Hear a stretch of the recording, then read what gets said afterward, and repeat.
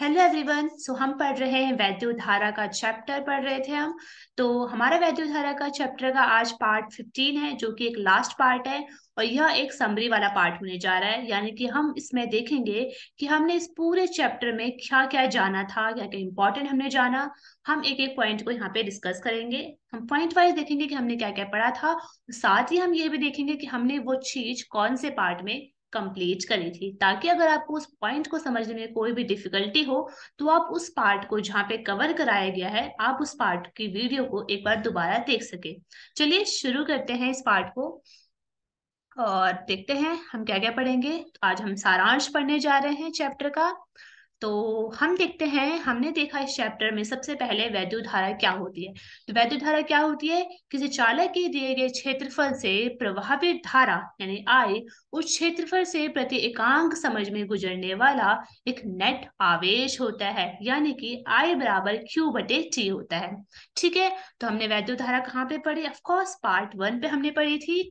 और इसी के साथ हमने यह भी देखा कि स्थायी धारा बनाए रखने के लिए किसी भी परिपथ में वह एक बंद परिपथ होना चाहिए, और उस बंद परिपथ में एक बाह्य स्रोत वैद्युत आवेश को निम्न से उच्च स्थिति ऊर्जा की ओर प्रभावित करता हो। यानी कि उस बंद परिपथ में एक वैद्युत स्रोत होना चाहिए जो काम की एक सेल करता है। जनरली वो क्या करता है? उस परिपथ में धारा को बनाए रखने का काम करता है। इसको भी हमने पार्ट 1 में समझा था। हमने यह भी देखा था विद्युत वाहक बल क्या होता है। वह एक ऐसा वो क्या होता है, यह जो होता है आवेश को निम्न से उच्च स्थिति ऊर्जा की ओर ले जाने में स्रोत जो होता है द्वारा प्रति एकांक आवेश पे किया गया कार्य होता है। विद्युत वाहक बल क्या है? किसी आवेश पर किया गया कार्य है। E बराबर डब्ल्यू बटे क्यू, मतलब किसी प्रति एकांक आवेश पर किया गया कार्य ही विद्युत वाहक बल कहते हैं, जिसे हम कैपिटल ई द्वारा प्रदर्शित करते हैं। ये हमने पार्ट 7 में पढ़ा था। ईएमएफ वैसे विद्युत वाहक बल कोई बल नहीं है, बल्कि यह खुली परिपथ में स्रोत के दो टर्मिनलों के बीच वोल्टता का अंतर होता है। ठीक है, ये भी हमने पार्ट 7 में देखा था ईएमएफ के बारे में। हमने ओम का नियम देखा था। ओम का नियम क्या कहता है? V बराबर होता है IR, यानी कि किसी चालक में प्रवाहित जो धारा होगी उसके सिरों के मध्य विभवांतर के अनुक्रमानुपाती होती है। V is directly proportional to I, और वहां से V बराबर IR आता है, जहां पर R क्या होता है? वह चालक का प्रतिरोध कहलाता है, जिसका मात्रक क्या होता है? ओम। प्रतिरोध का मात्रक होता है ओम, जो कि हमने कौन से उसमें देखा था? पार्ट 1 में ही हमने ओम का नियम समझा था। ठीक है। तो चलिए आगे बढ़ते हैं और अब बात करते हैं कि हमने और क्या क्या देखा था। हाँ बेटा, हमने देखा था कि जो चालक का प्रतिरोध होता है वो चालक की लंबाई, उसका अनुप्रस्थ काट का क्षेत्रफल पर निर्भर करता है।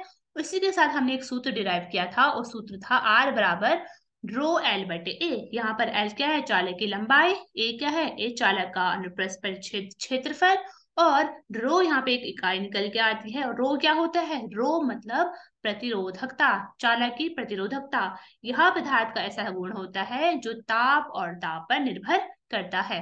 ठीक है। हमने पार्ट 1 में ही देखा था प्रतिरोधकता। हमने यह भी देखा कि पदार्थों की जो वैद्युत प्रतिरोधकता होती है वह विस्तृत परिसर में परिवर्तित होती रहती है। जैसे धातुओं की प्रतिरोधकता क्या होती है? कम होती है। वैद्युत रोधी की प्रतिरोधकता, जैसे वैद्युत रोधी जैसे कांच, रबड़, इनकी प्रतिरोधकता 10⁻22 से 10⁻24 गुना होती है। ठीक है। चालक की में धातुओं की प्रतिरोधकता से ज्यादा होती है वैद्युत रोधी की प्रतिरोधकता।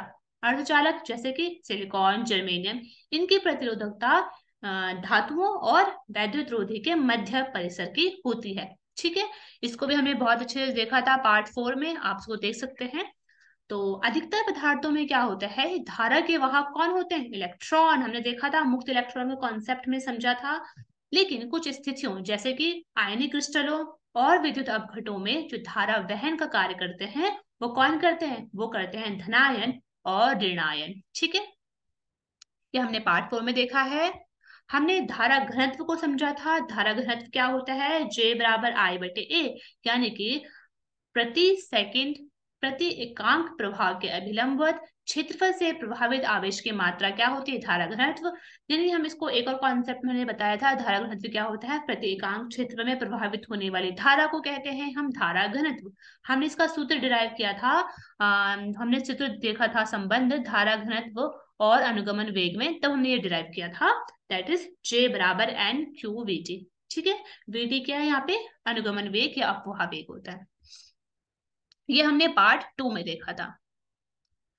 फिर हमने देखा था कि जो ओम का नियम होता है, कुछ ऐसी परिस्थितियां भी होती है जब ओम का नियम जो है वो असफल रहता है या कुछ की सीमाएं होती है। कुछ ज्यादातर केस में ओम का नियम जो होता है वो क्या होता है, सभी पदार्थों के लिए वो एप्लीकेबल होता है, लेकिन कुछ ऐसी जगह होती है जहां पर ओम का नियम क्या होता है, उसका पालन नहीं होता है। जैसे यदि V आरेखिक रूप से I पर निर्भर है, V के उसी परम ताप के लिए V और I में संबंध V के चिन्ह पर निर्भर है और V और I के संबंध अद्वितीय नहीं है। तो कुछ ऐसी परिस्थितियां हमें देखी थी, हमने देखा था ट्रायोड, डायोड, इनमें क्या होता है, ओम का नियम का पालन नहीं होता है। क्यों? क्योंकि विभवांतर और I जो होता है एक दूसरे के अनुक्रमानुपाती नहीं होते हैं। ठीक है, हमने पार्ट 4 में ये देखा था। हमने ये देखा था कि प्रतिरोधों का संयोजन कैसे करते हैं, श्रेणी क्रम में और समानांतर क्रम में। उसके लिए हमने सूत्र को डिराइव किया था। श्रेणी क्रम में क्या आया था सूत्र? R बराबर R1 plus R2 dash dash dash plus RN आया था। इसी के साथ पार्श्व क्रम में हमने देखा था कि प्रतिरोध के लिए क्या आता है, तुल्य प्रतिरोध का सूत्र वो आता है 1/R बराबर 1/R1 प्लस 1/R2 बराबर sorry plus dash dash dash 1/RN। ठीक है, ये हमने कहाँ पे देखा था? ये हमने देखा था पार्ट 6 में। किरचॉफ के नियम, तो किरचॉफ के नियम हमने देखे थे, हमने देखा था प्रथम नियम और इसका द्वितीय नियम।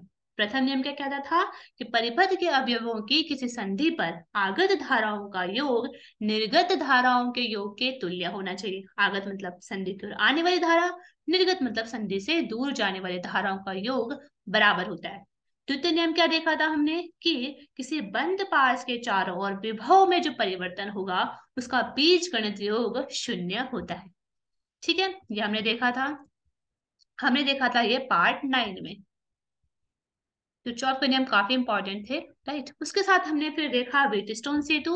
व्हीटस्टोन सेतु क्या होता है? यह 4 प्रतिरोधों का एक विन्यास है जो कि चतुर्भुज भुजा में लगे हुए होते हैं। ठीक है, इसके लिए हमने शून्य अवस्था में, शून्य विक्षेप की अवस्था में इसके लिए एक सूत्र डिराइव किया था। सूत्र था R1/R2 बराबर R3/R4। यदि हमारे पास 3 प्रतिरोध जो है वो ज्ञात है और हमें चौथे प्रतिरोध का मान निकालना है जो कि अज्ञात है, उसके लिए हम व्हीटस्टोन सेतु का उपयोग करते हैं। ये हमने पार्ट 11 में देखा था। फिर हमने मीटर सेतु भी देखा था वैसे। ठीक है, मीटर सेतु क्या था? मीटर सेतु भी अज्ञात प्रतिरोध को ज्ञात करने की एक युक्ति थी, जिसका सूत्र आता था कि R बराबर S L/100 - L। उसको भी आप देख सकते हैं, जो हमने पार्ट 12 में कंप्लीट कराया था। ठीक है, हमने फिर विभव मापी देखा था। विभव मापी क्या होता है? विभव मापी होता है विभवों की तुलना करने वाली एक युक्ति है, क्योंकि इस विधि में कोई भी धारा प्रभावित न होने वाली स्थिति होती है। यह युक्ति क्या होती है? यह युक्ति विभवांतर मापने के लिए, किसी सेल का आंतरिक प्रतिरोध मापने के लिए तथा दो स्रोतों के विद्युत वाहक बल की तुलना करने में प्रयुक्त होता है विभव मापी।